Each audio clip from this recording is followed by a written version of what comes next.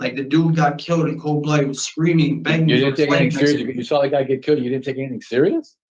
No, like as in, I was traumatized. I was in the cell, like I didn't know how to react to someone getting killed next to me in the cell next to me. That was my cellmate before that. So I didn't react to it well. It's hard to watch this McDougal Walker correctional inmate carry a fellow prisoner's limp body and drop it on a table. We have learned the inmate who died is 26-year-old Kenneth Montaner Boose Campbell. Boose Campbell was at McDougal Walker, a level 4/5 high or maximum security facility for fourth-degree assault of a pair of victims under in Meriden. Police say the inmate carrying Boose Campbell was 31-year-old Kyle McKinnon in prison for an assault conviction. According to McKinnon's arrest warrant affidavit, he admitted to investigators he killed Boose Campbell, didn't know why he did it, and after dropping him on the table, brushed his teeth and left the area. Now, I heard about this homicide taking place, and I thought it was fascinating to hear from an inmate who heard it happening. But before you feel too bad for this guy, the victim of this inmate who continues to violate protection order after protection order, she reached out to me about him and shared some information that will just boil your blood. And I'll share that with you in a little bit after the parole hearing. I wouldn't feel too bad for this guy.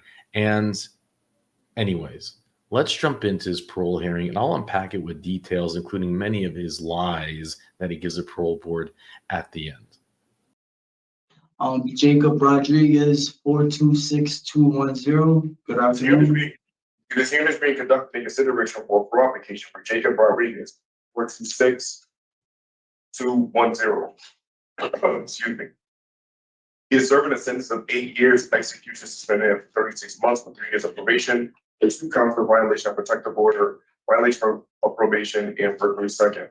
As of today's record, reflective parole eligibility date of March 3rd, 2025. There is no victim input in this case. There is an offender accountability plan for the offender. It has been reviewed and showed the offender has completed the following programs: domestic violence, voices, and tier 2. Utilizing the statewide collaborative offender risk evaluation system scores, the offender's overall score for considering falls in the high range. This is your opportunity to express to the board why you believe you should be granted parole. You may begin. You had something in your hand. Did you want to read that? Yes, please. Please get going.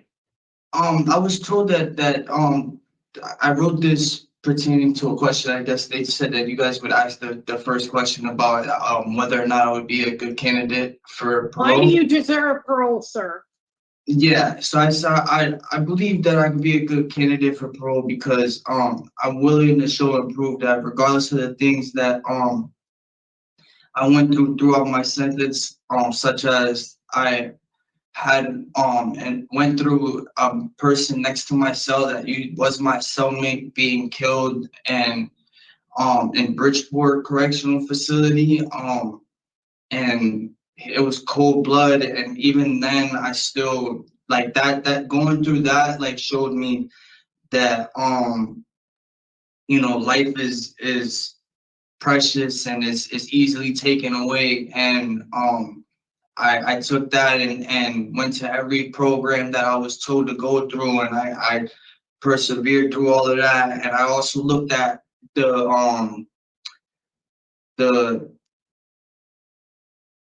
hold on, sorry. I learned how much I took for granted, and I learned how I wouldn't have made it if I didn't start to take the right medication for my PTSD, and I didn't have the determination for a better life and relationship with God and my family. I learned from voices and domestic violence to try and look at my actions from another perspective, and I seen how traumatic my actions could have been for the victims that I lashed out on. And even though alcohol and drugs played a part in how I went about things, there was an underlying problem with how I handled my emotions and how I treated people and hurt the ones that I loved. That also made me take a serious look at myself, how I carried myself. I had to relearn how to love and how to handle situations.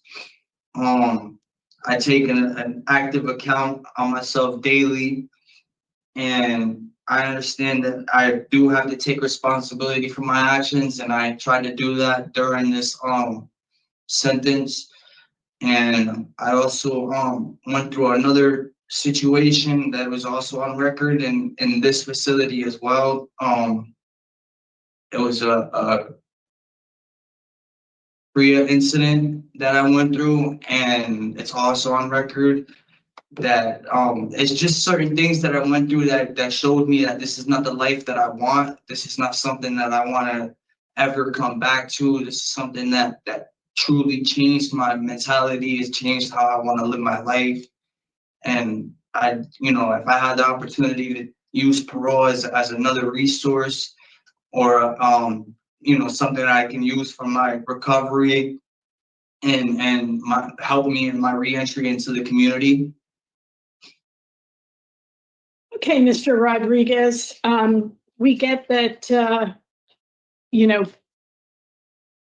prison is designed, to be a wake-up call.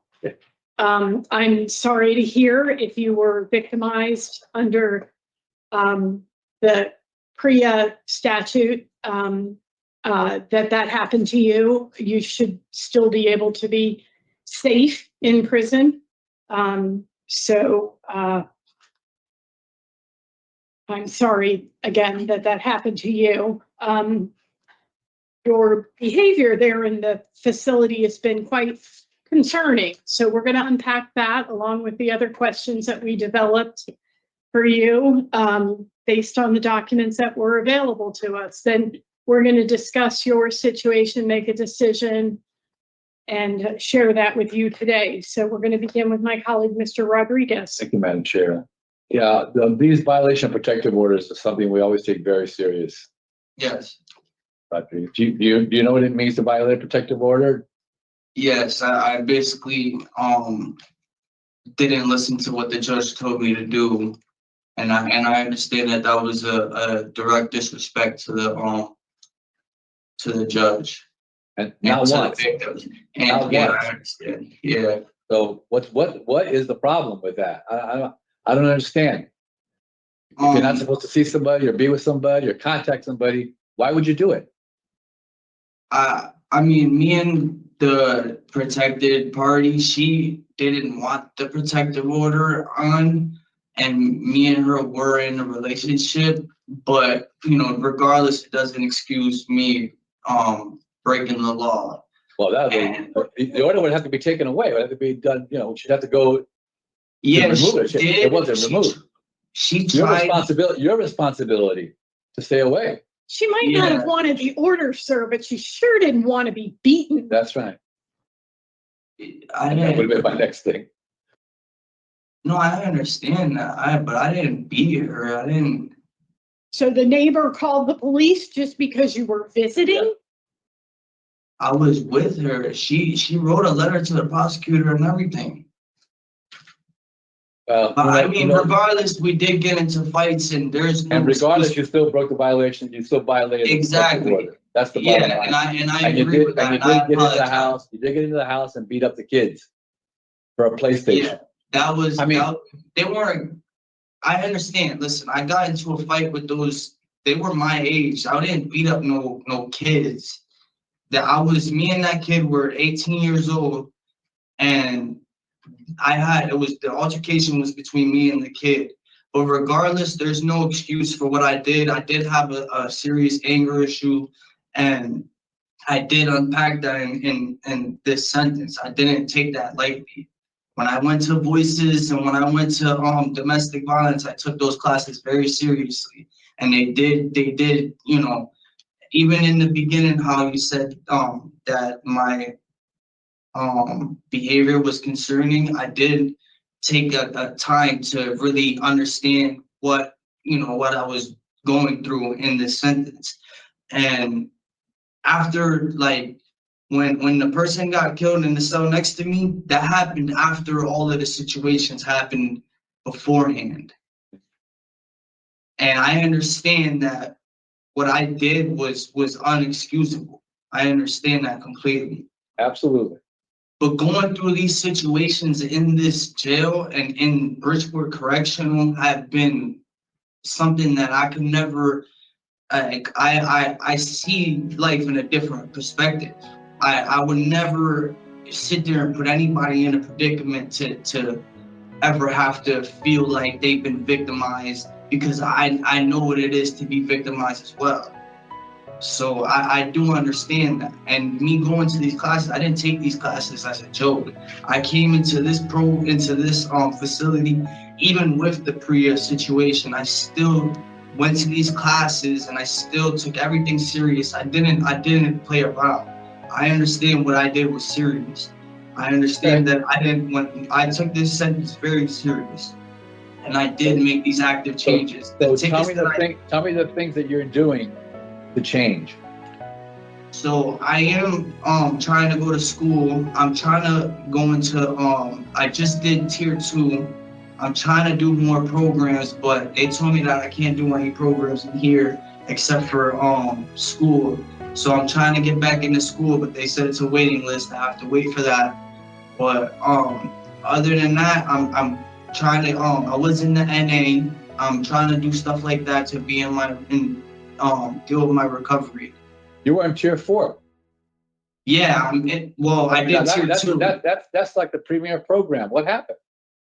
Well, the counselor, Ms. Rogers, she told me that tier 2 would be a better option for me. And I've been on methadone. I think you were removed from there, from tier 4, because you got a ticket. Yeah, but so it wasn't because the counselor said anything. You got a ticket. I understand that. I got the ticket for having contraband headphones and then arguing with the correctional officer after that. But after that, I went and did tier 2 right after that. And I talked to the counselor. She said that, I didn't do good that day in tier 4. She gave me the option. She said it would be better for me to just do tier 2. And then I stood in the program block. I stood in building 6. I stood in an environment that's still, they have the top program. They have the meeting every morning. I'm there. I tried. I'm glad you took tier 2, but your history reflected somebody who probably should have taken tier 4 and been in tier 4 and really done that work, more extensive work on you to better prepare you for coming out. Because that's the other thing that I don't really see for you. I don't see a really good release plan for you. Well, that was my thing, is I was going to go back to BH care that I was doing before this anyways. If I was to get the opportunity, I was going to go and do more behavioral health. I was not going to just go home and not do anything. I really have an action plan with my mother and my aunt and my sisters. I have a good support system. I'll be able to stay in the program. I'll be living with them, so I'll have a structured environment. And right there, Aina and Sonia, I'll be at BH Care. They do both dual diagnosis.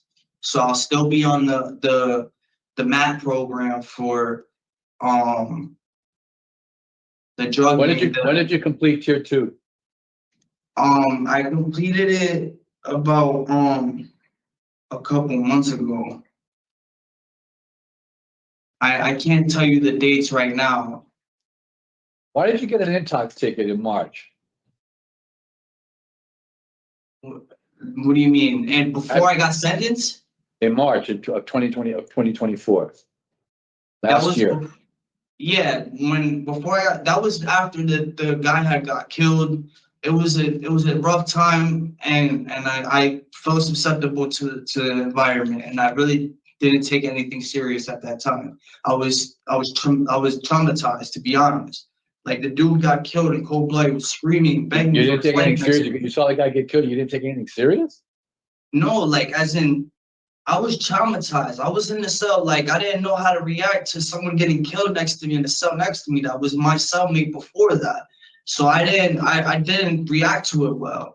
But it took me a moment. I talked to the psychiatrist. I talked to people about it, and I got the help that I needed. I got put on the methadone program. I made the changes.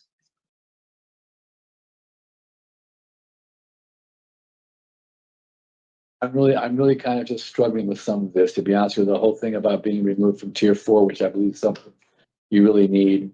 But right after that, I can go and do PH care. Right after I did tier 2, and I'm willing to still do other programs once I, if I get the opportunity. PH care is a real intensive outpatient. Even if I have to, I'll go to rehab if it constitutes what it. I'll stay in a halfway house if I have to. I don't know. I'm gonna pass it over to my colleagues. I'm kind of struggling with this at this point. But I'm gonna pass it on to my colleagues and hear what they have to say before I make my decision on this. Okay. Thank you. Panel Member Barry? Thank you. Yeah, so the insulting DR that you got in July of last year, what was your conflict with the CO? When she gave me the contraband ticket for the headphones, I didn't think, because I was having trouble trying to get on the wall phone. There were a lot of guys that were kind of running the phones, and I couldn't be able to get on the phone, and she took the headphones, so I really got frustrated with the fact that I couldn't be able to use the phone until I could get another pair of headphones, and I just didn't react well, and then I knew that I was going to get kicked out of the program, so I just didn't react well. That's been a pattern for you, I would say. But I did. Can I finish? Can you let me finish? It's been a pattern for you. On December 28th of 2021, you were released following a domestic violence incident with a full no contact order. And within 1 hour of your release, you had called the victim. By July of 2023, there were 3 full no contact orders and 2 additional orders out of Waterbury. So this wasn't just an incident of not abiding by what a judge said. You were repeatedly the subject of protective orders and concerning behavior involving the victim in this case. So your choice to insult the correctional officer, who is hardworking and they're doing a very difficult job, with slurs that highlight that she is a female in a very male environment. And then you sit here and you tell us that your support system is your mom, your aunt, your sisters. So what do you think the women in your life would say to you about your choice to be disrespectful to a correctional officer, a hardworking woman just trying to do her job? Yeah, I did hear it from my mother when I got the ticket. So I do understand that. My mother did reprimand me for that. I understand that. And I yeah, So your I takeaway, do feel the same way about that. Your takeaway from the Tier 2 program is that drugs are bad. Drugs are bad. No, that's not my takeaway. That's what you told Officer Williams when you were interviewed. DV, you learned there's verbal abuse as well as physical. Voices, you learned everyone is a victim. And in Tier 2, drugs are bad. Drugs are bad. And that surprised me because you have been in treatment programs at Stonington, Lebanon Pines, MCCA, Rushford. So it surprised me that your big takeaway from Tier 2 was that drugs were bad. Drugs are bad. I thought you already knew that. That's not my real take. That's not my takeaway. My takeaway from these programs honestly have been the only thing that's kept me alive. And honestly, me going through these programs aren't something that I take lightly. Yeah, I had an issue with me and Mr. Williams. It wasn't like an issue, but I I didn't feel like I should. I don't know. Me and him had a little fallout in the beginning when I was trying to explain what happened. But Well, Officer Williams is, a premier parole officer here at the board, and he does his job quite well. It seems to be a theme, though, for you, Mr. Rodriguez, your conflict with other people and your inability to, work through and have and maintain positive relationships. But I have made that change though, and I haven't been like that since these programs. I haven't caused any issues. When were you interviewed by Officer Williams? It had to have been in the last month. I just lost my uncle though. That was not a perfect time for me to answer any questions to someone that I was dealing with a loss. I just didn't, I couldn't talk to him at the time. Well, Mr. But I Rodriguez, didn't cause no issues, I just didn't give him an extensive answer. You began your opening statement with listing all the people in your life that you lost in a short time that led you to abusing substances. So, no, that's not what I said. I said that's not what I said in my opening statements. I said that I had the dude lost his life next to me, and that was when I had messed up and did that. That's right. It's already been a long day, so you're right. No, I understand. I completely understand. You guys are right. I do understand. We're done with the question. So at this point, we're going to discuss, and we ask you not to interrupt. Yeah, thank you, Madam Chair. I think that Mr. Rodriguez still has ways to go. I do not have him going on a discretion parole today. I have for institutional adjustment on the pad.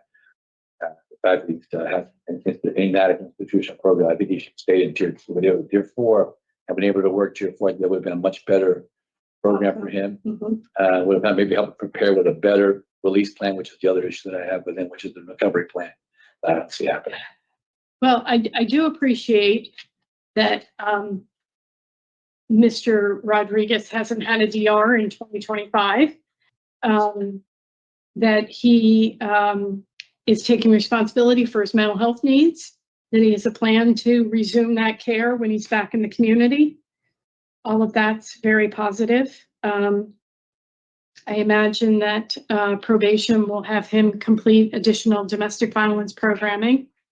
But, he was unemployed, he was on probation, he was using drugs daily, and his behavior was something he didn't have good control over. So all of that is very concerning, given he was serving out the probationary period for a burglary second. Where are you, panel member Barry? I would just add that he rates out high in terms of risk to recidivate. I would also add that there has been displays of violence, right? So all those things coupled together really does really is cause for concern.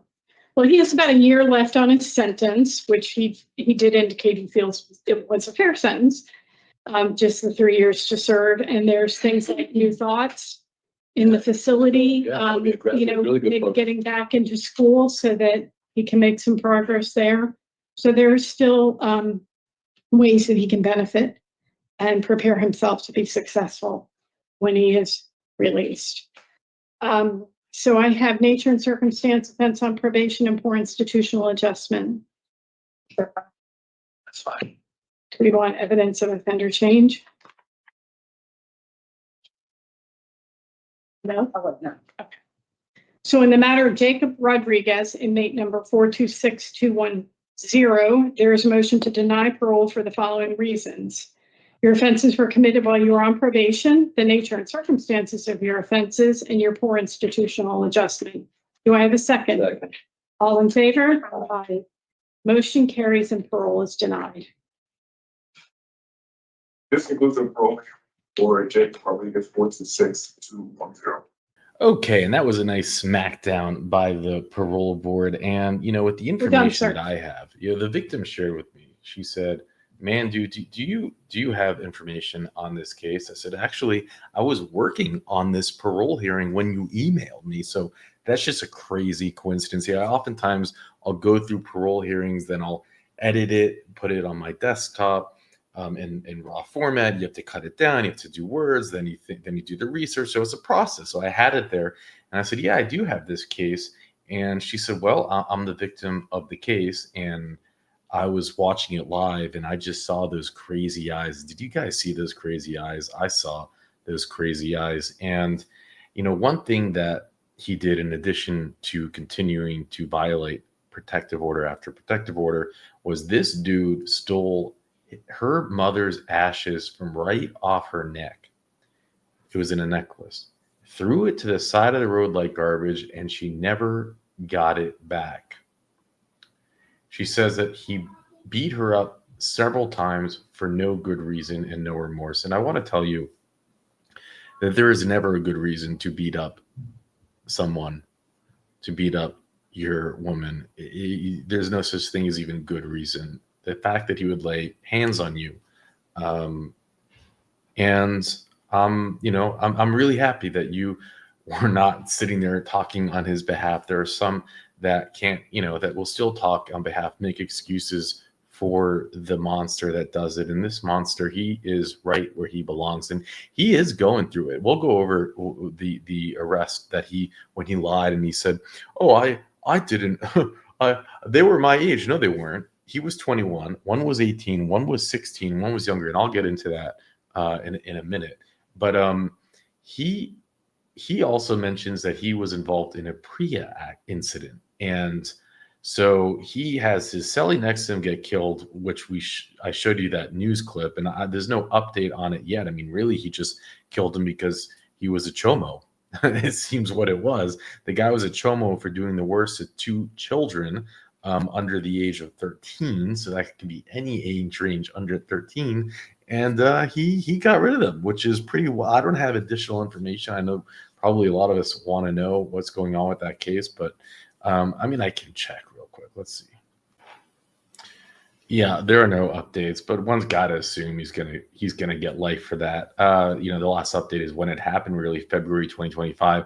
But then you also hear that he's involved in a Priya incident, which means that he's been in some way while in prison. I don't know if that's why he's walking with a limp with the cane, but that's what he's referring to. And no, that does not mean that he has a lawsuit pending that will get him a lot of money.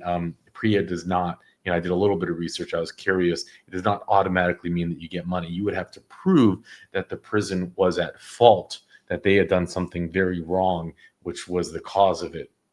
And that is very difficult to prove. So yeah, he's going through it. Let me share with you the initial arrest, which was all a gimmick, by the way. He got probation for this, and it was charged as a home invasion. And the state of Connecticut is the second to most strict state in America when it comes to legislation for home invasions, a minimum of 10 years in prison. And that's because of the Cheshire case that happened in Connecticut, when the most horrific home invasion that you can ever imagine. People don't like talking about it. It's like saying Voldemort. You don't say his name. And since then, they, minimum of 10 years, but they gave him a plea deal where they charged him not as a home invasion, but as, I don't even remember what it was. Nothing. Let me see. I have it here as the burglary second degree. And they gave him 8 years prison, all suspended, probation 3 years. So he gets the gift. And what does he do with it? He violates again. And the gimmicky Connecticut, even though he owed them 8 years and kept violating, still he only has a 3-year sentence. So again, that's the gimmick of Connecticut. But this is what happened. It's quite a long story. So there's a lot to unpack here, which is unusual. Normally there's no information, but this plays out like a dumb movie. Okay, so 2 men broke into the Bank Street apartment in March and allegedly beat up a woman's teenage sons over $300 narcotic debt, which mom allegedly owed, not the kids. An hour after a car they were in pulled over for running a stop sign blocks away. The details come from an arrest warrant for 2 suspects and their alleged getaway driver, who have pled not guilty in connection with the alleged home invasion. All 3 suspects are Prince Jacob here, who's the age 21, not their age, or due in court this month. According to the arrest warrants, police called about 2:12 a.m. On March 24th, Bank Street suspect had come to her home when she was out, beat up her children, and stole their PlayStation 4 game console. The woman's two children, 16 and 18. So now, see, the age discrepancy is 21 and 16. It's not 18 and 18. You know how he stretches the truth? He told police that they were home playing games with friends when Schultz and Rodriguez barged into the home unannounced and uninvited. Rodriguez used to live in the home, according to the warrant. Rodriguez used to live in the home. So Jacob Rodriguez used to live in this home and he barges in. Okay. It's a good way to repay people. The two allegedly punched the 18-year-old victim and said it was because their mother owed them money, and since she wasn't there, that they were going to beat her, hit them up as a message to her. When the 16-year-old asked Rodriguez to stop, he instead started punching him in the face too. So isn't it interesting that the bully doesn't like being bullied in prison? At that point, the boy's friends stepped in and started hitting Rodriguez, telling him to leave. Rodriguez then allegedly ripped the PlayStation from the TV stand and stated that they could have it back when their mother gives them their money. So this guy likes to beat up on 16-year-olds and women. He's not having a good time in prison, is he? When police were interviewing the victim's mother, she said when Rodriguez was living at the apartment, one of his friends came over with a bag of, this stuff. I just don't like saying it on YouTube, to legally sell. Someone had taken the bag, and Rodriguez believes she was the culprit. So it's not even like they sold it to her and she owed them money. They brought stuff, lost it, and believed she stole it. This is ridiculous. With police listening in, she called Rodriguez in an effort to arrange a meetup. Rodriguez allegedly said that he was ready to go to war and warned her to pay him back, but declined to set up a meeting before hanging up. So the cops are now listening in and they're doing their stuff, right? According to the warrant, Rodriguez and Schultz were passengers in a vehicle that had been stopped about an hour before the break-in for running a stop sign on Route 8 South Exit 22 ramp. The driver was Constantine, who later told police that she was friends with Schultz. She said earlier that night that she had sent her a Snapchat message telling her that he needed a ride and that it was an emergency. She said she picked both the men up and drove them to Seymour, where after getting a verbal warning for running the stop sign, they had her park across the street from the Walgreens and asked her to turn the lights off and leave the car running. I got to tell you, I am going to give the Connecticut Police Department a huge kudos for taking this seriously. I mean, I would assume that most of the time they would just be like, we don't care. And not only did they care, but they put on like a full-on investigation. This is a PlayStation, but it's not. It's a home invasion. They take home invasions very seriously in Connecticut. Several minutes later, they returned holding a PlayStation, which they said they took it over a narcotic debt and asked her to hold onto it. The next day, she told police she met the two at the bodega where she returned the PlayStation. Police arrested them on May 7th, charges of conspiracy to commit home invasion, conspiracy to commit first-degree burglary, conspiracy to commit second-degree burglary, conspiracy to commit sixth-degree larceny, blah, blah, blah. It goes on and on. It's a lot of charges. Remember, he ended up with a gift of probation. Police arrested Schultz on May 14th with the same charges, as well as home invasion. They did. They charged him with home invasion. Police arrested Rodriguez June 9th on the same charges as Schultz, as well as second-degree strangulation and first-degree and threatening.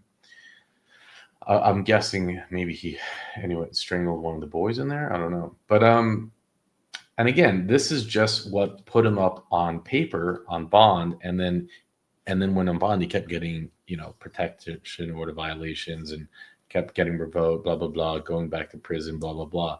And somehow, even though, again, this is the gimmick of there's no truth in sentencing and a mockery of is that he was given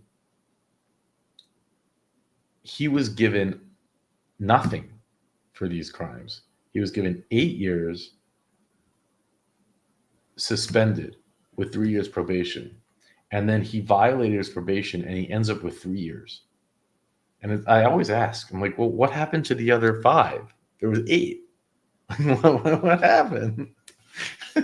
You get twofers in the state of Connecticut, and probably most states. But there you have it. And again, to the victim, to the survivor that reached out, thank you for reaching out, and stay strong. You got this. And the best thing that we can do is to move on, and always know that no one has a right to ever put hands on you, period. And with that, I'll let you go. You shouldn't smoke, and alcohol is bad. You shouldn't drink alcohol. And as for drugs, well, drugs are bad. You shouldn't do drugs.